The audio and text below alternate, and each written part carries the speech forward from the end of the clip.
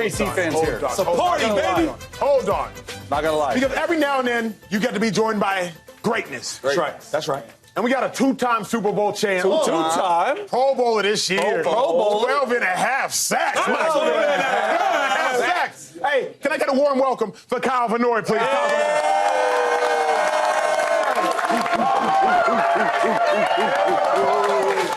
What's good, baby? How we doing?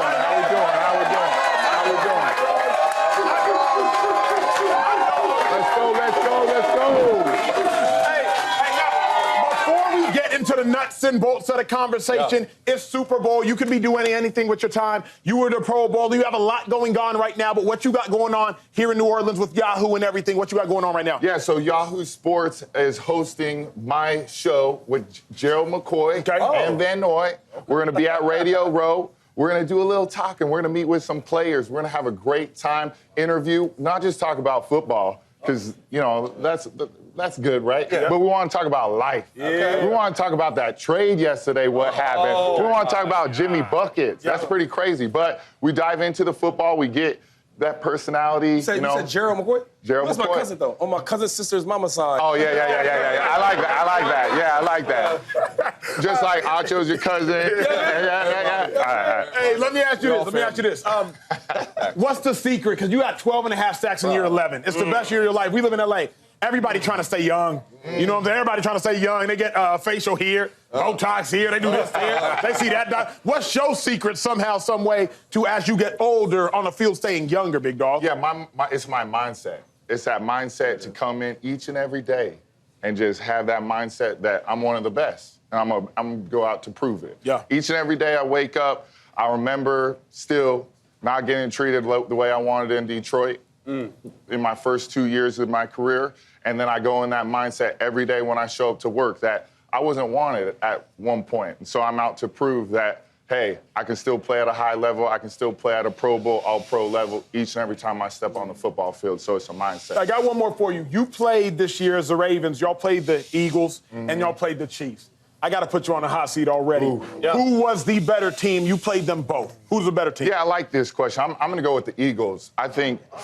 Sportman. And I say this because, you know, it's a little different because we play the Chiefs so early in the season. Yeah. We played them the first game. That's still kind of the preseason, as you guys know. The first 4 games is a little preseason. So we saw Eagles later in December when they're on the rise, when they're getting ready for the playoffs. And you just saw a physical team, a team offensively with that O-line that can do some tremendous things with Saquon Barkley, and then Hurts. He makes the throws when he needs to. And then I think that's the recipe of what they're going to do to win. I think you're going to see Saquon. I think they're going to try to do whatever it does to stop them, but Hurts. It's going to come down to him. Can he make the throws? Can A.J. Brown assert himself in this game and be that number one receiver? Can he be that 1A receiver that we've been accustomed to over the last couple seasons? See, Acho, you'll know this, though. We got a lot of history. You know what I'm saying? some good, but a lot of bad. Yeah. But we used to compete all the time. But all the time. Super smart dude, right? Always disciplined.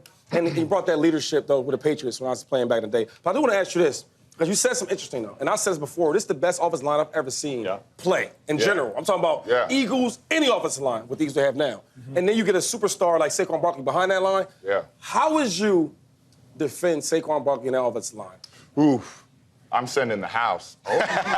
Making Jacob beat you. But explain that more to the fans. Yeah, correct. I'm bringing my safety down. Usually teams, they bring a safety down in the box to try to make it an 8-man football because there are only 11 players. So you have 8 guys trying to stop the run, right?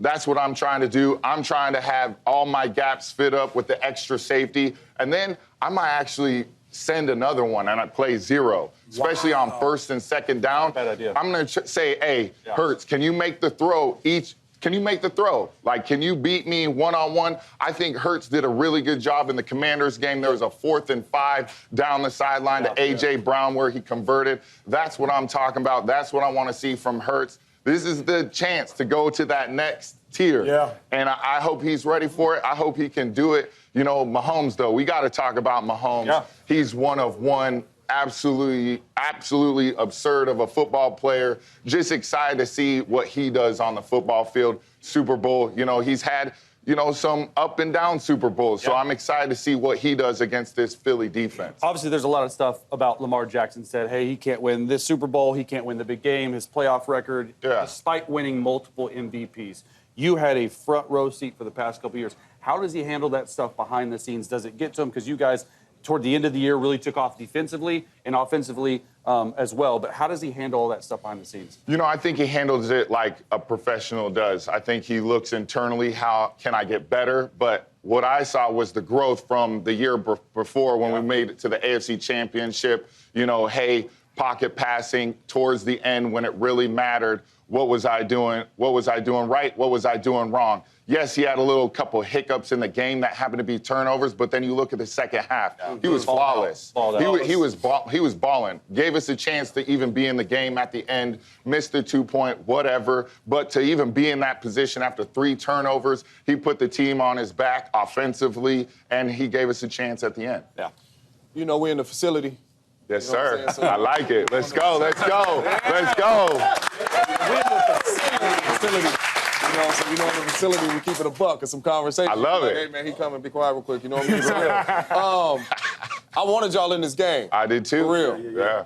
But it always seems in the biggest games, y'all don't play y'all best. You know what I'm saying? Last year, you got the Kansas City Chiefs at home, best defense in football. You got Lamar Jackson playing at an MVP level, and Patty coming there and beat y'all. Yeah. But y'all don't play y'all best. Yeah. Then you go on the road to Buffalo. You ain't turned the ball over multiple times in a football game, and y'all choose to do it in the AFC Championship. Don't play your best. What is it when them moments and them games is on the line to where we don't get the best Baltimore Ravens? Sometimes I just look at the ball and it doesn't bounce your way. I look at the game, the AFC Championship against Buffalo and the Chiefs 2 weeks ago, right? And you saw the beginning of the game, Josh Allen should have threw 2 picks. Yeah. Unfortunately, against us, the ball bounced the other way into the guy's hands, and they made the plays. It's not making an excuse. It's just sometimes the ball. Like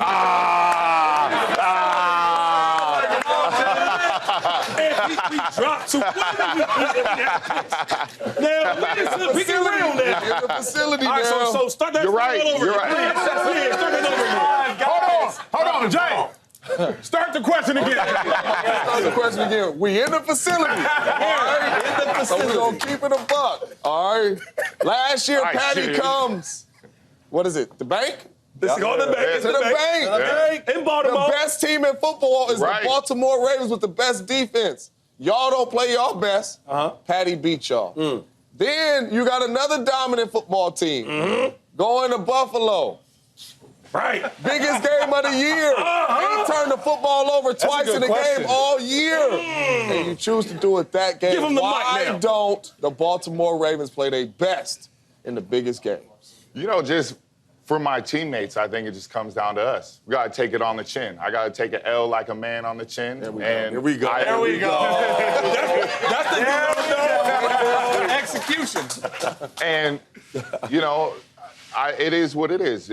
We lost. There's no excuses. The ball didn't bounce our way. But That's a fact. I will agree with that. But at the end of the day, I'm one of the leaders. I take it on the chin, and that's just fuel, hopefully, for this year to get things right. Hey, let me ask you this one, because what people don't realize, they might not realize behind us, fans at home don't realize, in every meeting before you play an opposing team, there's a scouting report. And so you're looking at the opposing team and you're like, yo, this is who we got to stop. This is who they mention. Sometimes you don't even mention a running back. You don't mention a receiver. When you played the Eagles, who was actually on the scouting report? Like, who is your DC? Who is saying, look, this is who we're focusing on? But who's off of it? Because that matters too. You feel me? Like, where you're getting at. Is who is off the scouting report and who is on the scouting report? I think people don't talk about it enough are the offensive coordinators. That's the scouting report. Okay. Kellen Moore. Yep. Where have you been? What have you been doing? What are you doing in your gotta-have moments? What are you going to go back to with your bread and butter? That's who I look at when you're talking about scouting. Was it force Jalen Hurts to throw the football? Like, what was the game plan? I mean, it's always going to be to stop Saquon, right? Yeah. Yep. Especially when he's the best running back in the league. But it's going to be, okay, can I force it to the guys that I want to? Can I take away A.J. Brown, focus on I got to win my one-on-one matchup with Goddard, and I got to win my one-on-one matchup with Devontae Smith. Yep. And you got to just rely on my guys got to win, plain and simple. It's going to come down to who's going to win a one-on-one against Smitty and Goddard. That's what I think. Now, you talked about Mahomes. You said he's one of one. He a dog. He's a dog. He's special. Dog. Yeah. And you talked about Saquon being a dog and being special. Yeah. Who win this game, and what's the prediction on the score? I need to know.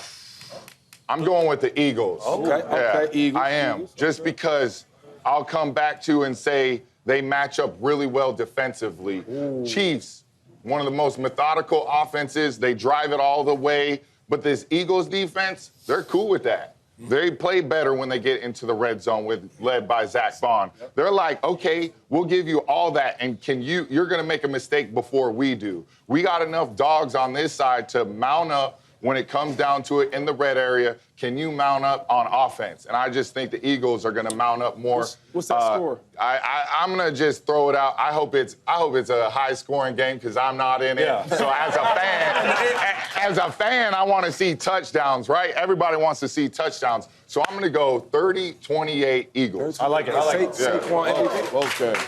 MVP? Saquon MVP? I like what you're doing right now. Saquon MVP, Eagles 30-28? I'm going to throw... You like that?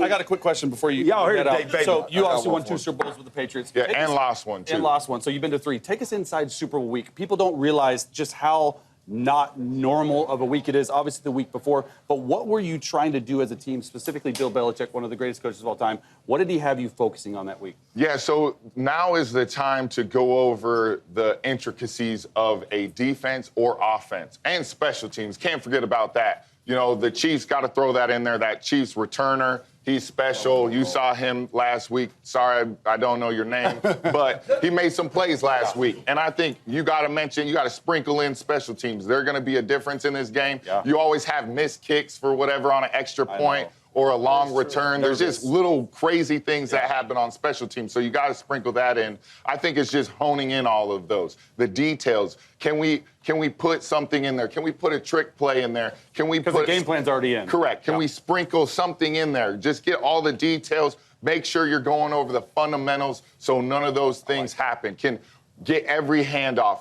Just passing, catching, tackling, focusing on talking about it, because during this time you don't tackle anybody for 2 weeks. Yeah. So you got to emphasize that. Tackle, tackle, tackle. Going over all those points, honing in on that, and making sure everybody's on the same really page. quick, though, because we had a big discussion on Zach Ertz. Ooh, all right, okay. About him not standing up there at the podium and talking. We like to bring people... Mark Andrews. Mark Andrews, I mean. We like to bring people into the locker room, into the facility.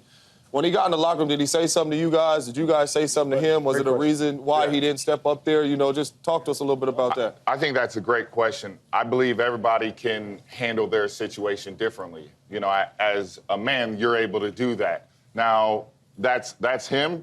Me, I've always been the one, if I do have a mistake, I'm going to own it. Yeah. That's just how I handle business. That's just how I handle as me. Now, I can't speak for Mark, but Mark was going through a lot. I think, you know, as anybody, if you have a situation like he did and you felt like you wanted to handle it the way he did, I'm fine with that. Right. He gave his voice when he posted an IG. I think it made waves through social media and on the news, I'm sure, on the facility. So I think he handled it the way he knew how to handle it, and I have no problem with that. I actually did talk to him after the game. I did talk to him on the plane. I'll keep it private, but just know it was impactful. Yeah. What he said to me, what he said to other guys was very impactful. I like that. Hey, speaking of handling things, I'm not good at math, 2-5. I'm not good at math. Are you sure? I'm not. Especially at Texas, they don't do math at Texas, but they do football at Texas. But this,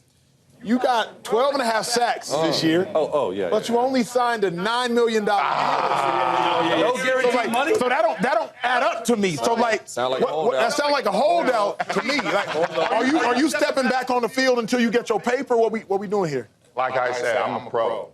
You know, EDC, we'll have a conversation, but I'm going to handle business how business needs to be handled. I'm going to show up. I don't need to be a distraction.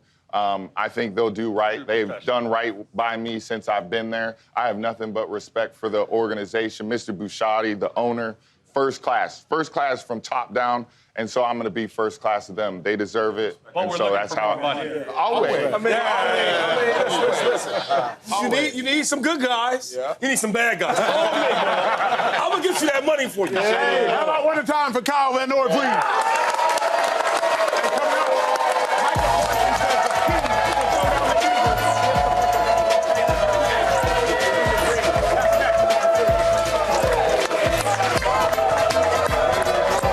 What up, YouTube family? Welcome to the facility. Thanks for watching, and you better be sure to hit that subscribe button if you want to get more highlights from the show and all of our exclusive content.